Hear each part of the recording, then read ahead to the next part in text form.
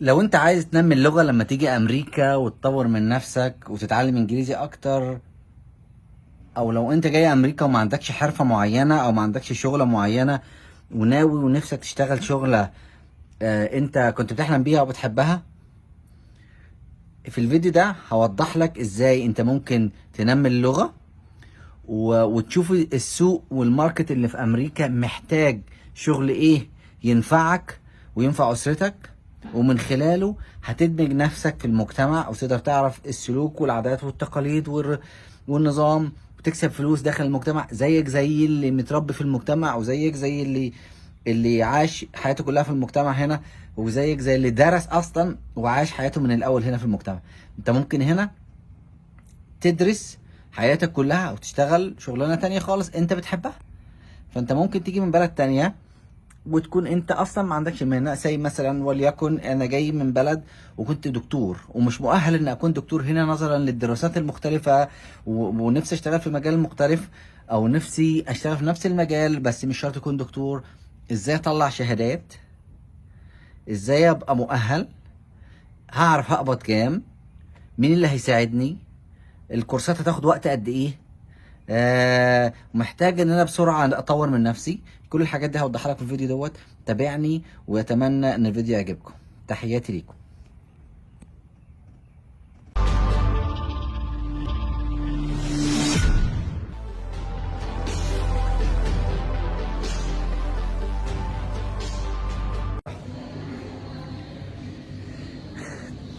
تحياتي ليكم من امريكا، يا رب تكونوا بخير وبصحه وسعاده. فيديو جديد بعمله من ال HCC هيوستن كوميونيتي كوليدج. اوكي تعالوا اوريكم هيوستن كوميونيتي كوليدج. معلش هقلب لكم الكاميرا حاجه. هيوستن كوميونيتي كوليدج ده ال HCC، الناس اللي بتقدم على دراسة واللي عايز يدرس معهد أو يؤهل لمعهد تعليمي ويخش في مجال العمل في أمريكا. الناس الجديدة اللي بتيجي أمريكا هنا عايزين يعرفوا الحياة ماشية ازاي، كورسات انجليش، يطوروا من نفسهم. هو ده المكان الصح اللي تبدأ منه أول ما تيجي أمريكا جديد وعايز تشتغل وعايز تعرف. بص يا جماعة، adult education programs. لو عايز تتعلم حاجة جديدة بكام؟ ب$20. الناس اللي عايزة تيجي من بلادها وما بتعرفش تتكلم انجليزي كويس ممكن يجي هنا ياخد الانجليش كلاسز ب$20. طبعا الحاجات ده بروجرامز الحكومة اللي عاملاه وبتعمل لك بتدفعه لك، ومن خلاله بتقدر تتعلم انجليزي وتبقى كويس. وبعدين بعد ما تبقى في مستوى انجليزي افضل شويه، في هنا كارير فور يو اكاديمي بيأهلوك، الحكومه بتدفع لك البرنامج ده، ممكن تتعلم بقى حاجات من دي كلها. كل دي برامج وكل ديت سيرتيفيكيت بتاخدها لما بتدرس. لو انت عايز مثلا انا مثلا جاي النهارده عشان ندرس لزوجتي هيلث كير اكاديمي سيرتيفيكيت، ممكن تاخد شهاده بيها تشتغل في الميديكال فيلد او تشتغل في الهوسبيتال مع البيشنز او كده. وده شغلانه كويسه جدا في امريكا وماشيه كويس ودخلها معقول وكل حاجه. الحياه احنا النهارده السبت عشان كده زي ما انتم شايفين الدنيا فاضيه هنا، لكن دور الارض تحت في تكمله الفيديو هتشوفوا عاملين اوبن داي، بيقولوا عليه اوبن داي. ال HCC عاملة اوبن داي برامج كلها عبارة عن برامج مدفوعة او غير مدفوعة على حسابك الشخصي او على حساب الحكومة. لو انت عايز تطور من الانجليش بتاعك، عايز تطور من حياتك، عايز تشتغل شغل جديد انت ما تعرفش عنه حاجة، بتاخد كورسات عشان تخش مجتمع جديد وتطور من نفسك. زي ما قلت لكم كده ان ده اوبن داي، كل كلاسز او كل تخصص من التخصصات اللي في ال HCC بيقدموا مساعدات معينة، بيقدموا كارير معين، بيعملوا حاجة معينة داخل ال HCC، عاملين ديسك خاص بيهم وبيشرحوا هم هيقدموا ايه للطلبة وهل الطلبة هيستفادوا منهم ازاي، وبيشرحوا النظام ازاي. عايزكم تبقوا عارفين ان الهيوستن كوميونيتي كوليدج حرفيا بيبقى كأنه فري حتى لو بتدفع فلوس، لان الفلوس ده مش مش مش مش كافية او فلوس قليلة جدا على اللي المفروض يدفع. استمتعوا بالفيديو ويا رب يعجبكم الفيديو واستحملوني، انا عارف الفيديو طويل شوية بس حقيقي مفيد. ده enrollment.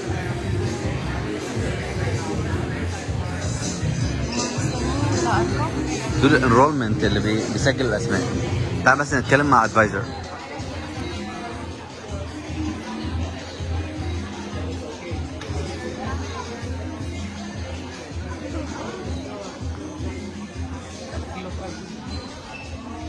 This financial aid. So we are a part of the adult education, but we're a separate program. Okay, but I heard this that it's like $20. Right. Okay. So okay. we have the $20 that pays for your classes, your books, everything. All you do is pay $20 each semester. Okay. هنا الأخت بتقول إن الادلت educations أو البرنامج اللي عاملينه ده تبع الهيستون كوميونيتي كوليدج، بس separate أو منفصل بحد ذاته عن المعهد أو عن الهيستون كوميونيتي كوليدج، لأن ده خاص بالادلت أو الكبار الادلت education. و بتقول ان الادلت اديوكيشنز ب $20 زي ما انا وضحت او انا كنت بسالها. ب $20 دي شامله الكتب وشامله التدريس او الكلاس، وممكن بعد كده اقدر اعرف منها ان بعد كده الكلاس ممكن تاخده اونلاين او تاخده فيس تو فيس. That's what our program, and she could possibly do. She could do the Healthcare Academy, Okay. and then she could get a certificate in one of these. We have CNA, Medical Business Office, Comprehensive Coding, Child Development, Phlebotomy, And this EKG. certificate, okay, this is actually هي بتحاول توضح لي ان الاي اس ال او الكلاسز تبع البرنامج بتاعهم ده بيغطي كمان كلاسز تانية او مشاريع تانية. المشاريع ديت بتحاول تؤهلك انك تشتغل في الميديكال فيلد او تشتغل في اعمال السكرتارية او اعمال الهوسبيتاليتي او ايا كان، وبتبقى كمان مدفوعة ومجانية. اعتقد ده كمان من ضمن ال $20 او بتدفع $20 كل كورس. فهي كمان بتوضح ايه الكورسات، وبعد ما تتخرج بعد 6 شهور بتاخد شهادة، والشهادة ديت لما بتقدم في شغل بيتاكدوا بيبقى يعني بيشوفوا الشهاده ديت او بتقدمها من ضمن الورق بتاعك، وبتقدر تتعين في وظيفه كويسه ودخلك يبقى كويس. Phlebotomy. Phlebotomy. Yeah, it's so hard for me to say. Phlebotomy. Okay, phlebotomy. This is actually what I highly recommend. They said it's very short and it's not really expensive. These two are very short. Yes. And through our program, they would pay for it. And she could get a certificate. That's a nice one. So, okay, how long do you finish that and to get this one to be qualified to get in this one? If you start, I think when our supervisor was here earlier, I believe he said this program is only like a few months. Yes. شفت قالت لك ايه؟ البرنامج only few months، يعني ممكن 6 شهور على الاقصى تخلص البرنامج ده وتقدر تبقى مؤهل انك انت تطور من حالك وتشتغل في المجالات اللي هي شرحتها دي او المجالات المتعدده اللي بيقدموها لك. السوبرفايزر بتاعها ما كانتش موجود، كانت موجوده من شويه، كانت ممكن توضح لي اكتر معلومات عن الموضوع، لكن هي بصراحه غطت كل اللي انا عايز افهمه منها. But the English, I'm talking about the English classes. Oh, the English. Well, if you go through our program, we offer the English classes. We just don't focus directly. So we do this and the English. Yes. We do both. Oh, okay. Yeah, through our program. ده كان حاجة مفرحاني انك انت ممكن تدرس اتنين مع بعض، تدرس انجليزي وتدرس الكلاسز ديت، فدي حاجة تساعدك اكتر. بس هنا في حاجة، علشان تبدا في الكلاسز بتاعت المجالات العمل ديت ايا كان نوع العمل اللي انت نفسك تشتغل فيه في المستقبل، لازم تكون مؤهل. الانجليش بتاعك يكون في مستوى كويس، لانهم هيختبروك فيشوفوا الانجليش بتاعك. انت عايز تطور الانجليش، لان المصطلحات بيقول لك اللي هتدرسها اثناء الكلاسز ديت هتبقى صعبه قوي انك تبقى عليك لو انت ما تعرفش انجليش خالص. فلو الانجليش بتاعك معتدل او نص نص او كده، ده هيساعدك اكتر انك انت تطور اكتر وتدرس انجليزي بقى، تطور من الانجليزي اكتر، وفي نفس الوقت تتعلم المهنة اللي انت عايز تشتغل فيها. We work on ESL, and then we also do these are our career clusters, so you could do business, construction, healthcare, information technology, or manufacturing. Okay, I just want to take your advice as الكلاسز هي instruction, healthcare, technology and businesses. بصراحة مجالات ممتازة. تعلم كمان تكنولوجيا لو عايز، ممكن تشتغل في البرمجة لو عايز، ممكن تشتغل في الهيلث كير وفي المستشفيات، وممكن تكون مثلا نيرس اسيستنت.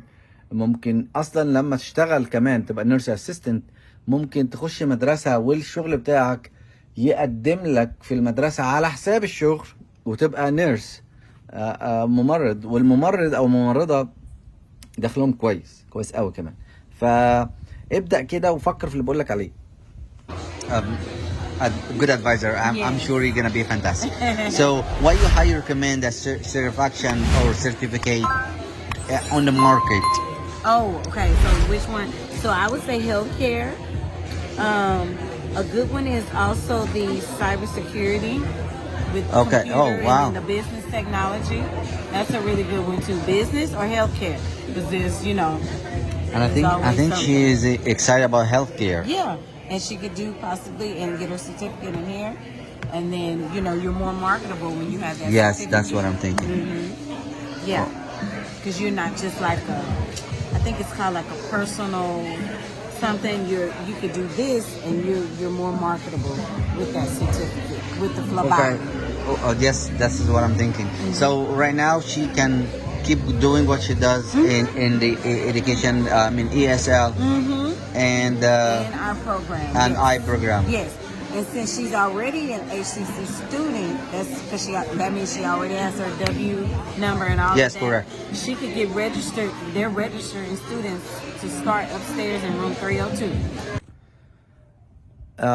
هي اتاكدت ان احنا عندنا الدبليو نمبر، او احنا هي يعني زوجتي كانت اوريدي ريجستر او عندها الاي دي ستودنت اي دي نمبر، فعشان هي اوريدي يعني في تابعه للمعهد اصلا او تابعه لل HCC، فبالتالي كل اللي هيحصل ان هي تطلع فوق في الدور الغرفه رقم 302 309 whatever، هتطلع فوق علشان خاطر تعمل ريجستر الاي 4 for you or IQ البروجرام بتاع الكارير بروجرامز، اذا كانت ممكن تدرس حاجه تانية زائد الانجليش او ESL. We help you with your application process. We help you with your resume. We help you with a mock interview. We help you with actually clothing to go to an interview with. Oh wow! And once you secure the job, we send you back and we can get you an ensemble of maybe 3 outfits in order to go to work if you need it. But that's up to you. I don't know what you need. We also have workshops that you can attend. Well, this is what we think that will about. help you to be successful in your interview. هنا الاخ ده موضوع يعني الحته دي شويه طويله، بس هو كلامه حلو. يعني الاخ ده وظيفته ان هو بعد ما تتخرج من ال HCC او من ال HCC او تتخرج من الكلاسز اللي انت متفوق فيها او حابب تشتغل فيها او اللي انت نفسك يعني تلتحق بيها، والانجليش بتاعك كويس وجاهز تشتغل خلاص، هنا بقى دور الراجل ده، دور الديسك دوت او القسم ده، هو بيعمل لك ماركتنج والحاجات دي كلها فور فري. بيعمل لك ماركتنج، بيبدا من اول الريزومي، ويبدا بقى هو كمان بيهزر ويتريق ويتكلم على ازاي لو انت ايه نوع الرياضه اللي انت بتحبها وازاي تشوط الكوره، فعشان تشوط الكوره لازم تكون مستعد لها، وتقف هنا ما ينفعش تقف هنا عشان الحكايه محتاجه تخطيط، فتعمل الريزومي بتاعك. هنا موضوع الريزومي او السي في زي ما بيقول عندنا في الشرق الاوسط، موضوع مهم جدا انك انت تكتب كل ما يتعلق بحياتك في العمليه في الريزومي. هنا بيعلموك ازاي تكتب الريزومي، والريزومي كل فتره بيبقى له ابديت.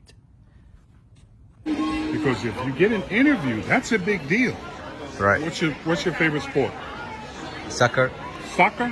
So you know, well, I don't know what it's called, but you know when you get right here where the goal is at? Yep. When you get in there, that's a big deal. You don't know what's going to happen. That's true. Okay, you can do like this or you can do like that and it'll go in. and the guy with the big gloves, he'll be mad, right?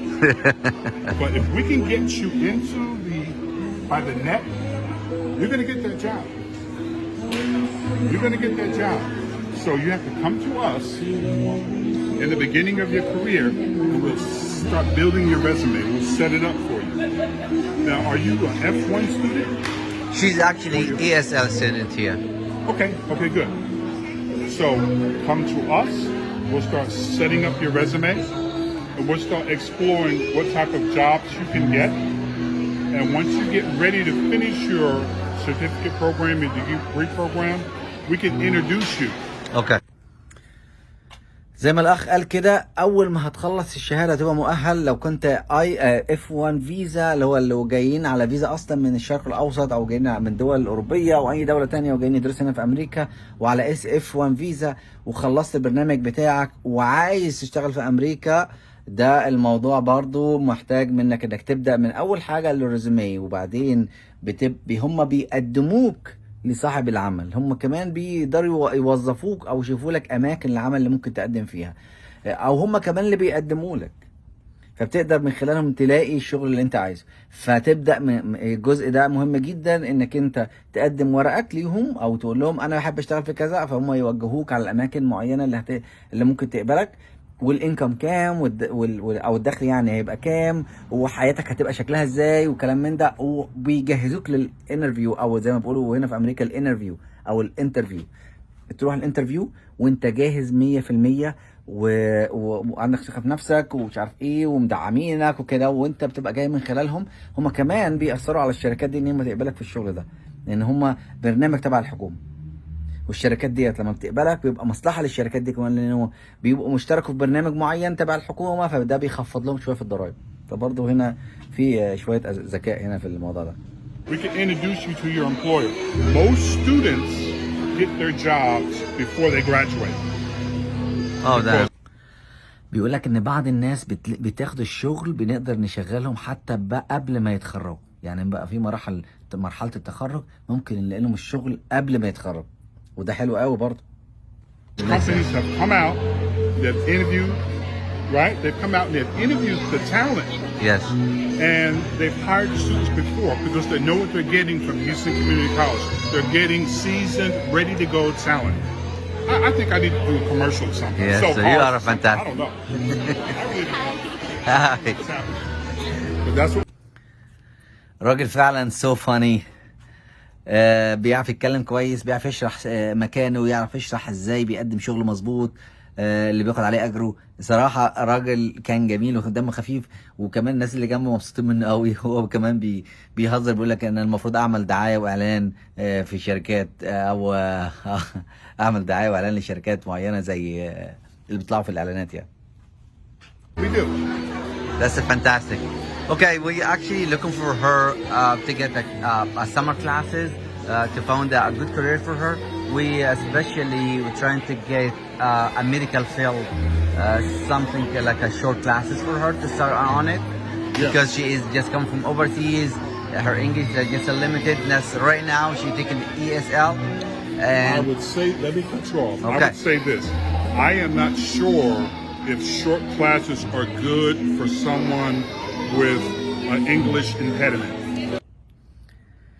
هنا الاخ عنده كونسيرن او عنده تعليق على ان اللي جاي جديد من دولة تانية والانجليش بتاعه ضعيف، لازم ينمي الانجليش بتاعه الاول، او يطور من الانجليش بتاعه الاول. زي ما قلت من شوية، انك انت علشان تبقى تشترك في البرامج اللي هي ممكن تأهلك تجيب وظيفة كويسة، يبقى انت لازم يكون الانجليش بتاعك شوية متوسط، عشان كده هيمتحنوك في الانجليش شوية، وبعدين يدخلوك مع الانجليش في الدورات التدريبيه دي. فالدورات التدريبيه ديت علشان تاخدها لازم يكون الانجليش بتاعك على الاقل متوسط. لكن عشان تبدا، هو الراجل هنا بيقول لك عشان تبدا في الشورت كلاسز اللي هي دورات للعمل، يعني دورات العمل ديت لازم تكون جاهز ليها، لان المصطلحات اللي تخش دماغك كتير قوي عليك وانت الانجليش بتاعك لسه مش مستوعبه. فبالتالي تدرس شويه انجليش، وبعدين اول ما بس تقف على السلم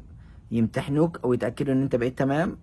او الكورس زي مثلا انا هدرس انجليش لمده الكورس الاولاني او الكورس الثاني، اول حتى لما بتشترك في الانجليش كلاس بيدولك كمان تيست. لما بتعمل التيست ده وبتبقى معروف الليفل بتاعك، بتحضر اول كلاس لمده 4-5 شهور 3 شهور ايا كان، اذا كان هناك في المعهد او اونلاين.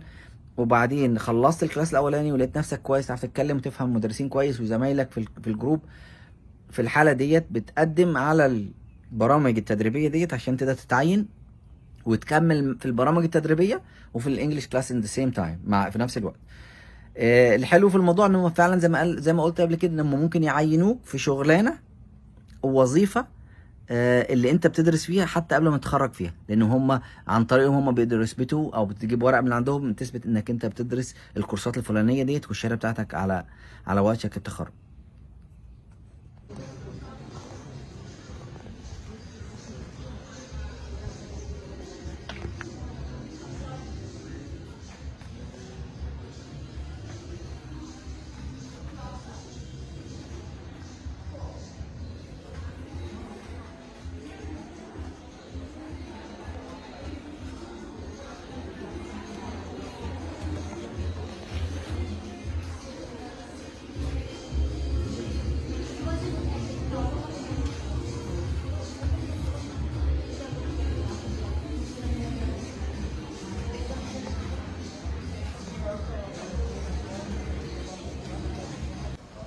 ودي غرفة الكمبيوتر اللي بتعمل فيها ريجستر لو عايز تقدم في اي كورسات ايا كانت.